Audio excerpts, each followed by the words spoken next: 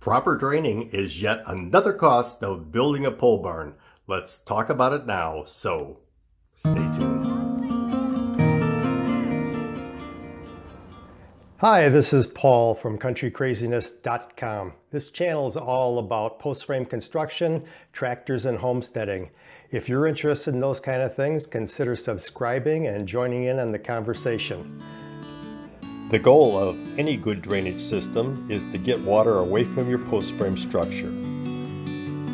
The first one is elevation. You want to be able to try to get the platform for your pole barn 1 to 2 feet above grade level.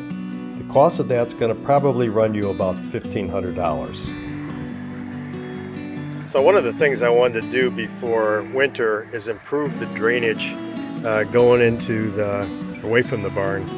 And the white gravel, I don't know if you can see the slope on it or not, is sloping away. I've got gravel all around the post now. I've left enough room for concrete. We never got to that this year, but we got these things in good shape. And the other thing, I could just walk you over here.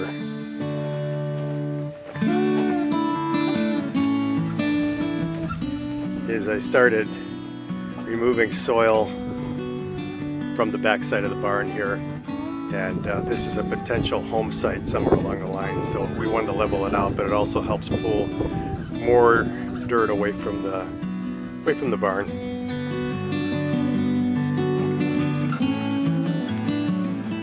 I don't know if you get an idea of where we're at grade wise here, but figure another 2 to 4 inches that are going to go on top of that. This side of the barn, we're in good shape. We got it way up off the ground here. This is going to get more gravel in here.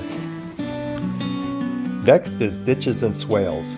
Once the water comes down, it needs a place to go. Before you build, develop a plan and try to throw it in as part of the negotiation for building the platform for your barn.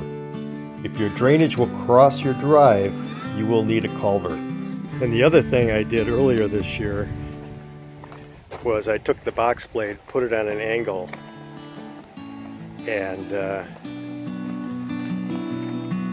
pulled it all along here and made a nice drainage path. This is on a nice angle coming away from the barn. Number 3, soffits. A 2-foot soffit gets runoff away from the foundation. It also makes the building attractive.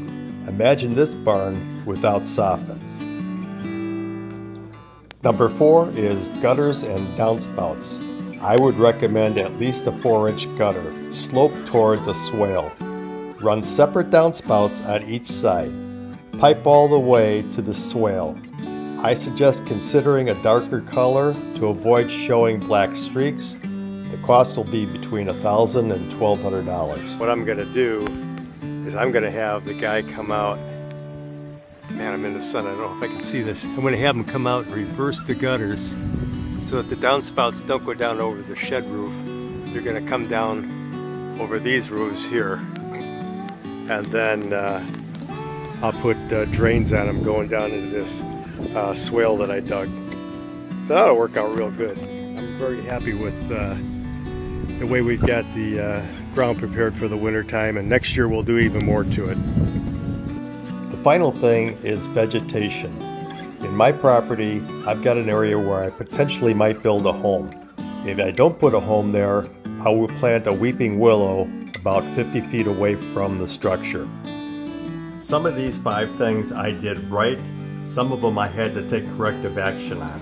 If you have other ideas, leave them down below. One thing's for certain, if you follow these 5 steps, it'll go a long way to increasing the usable life of your post frame structure.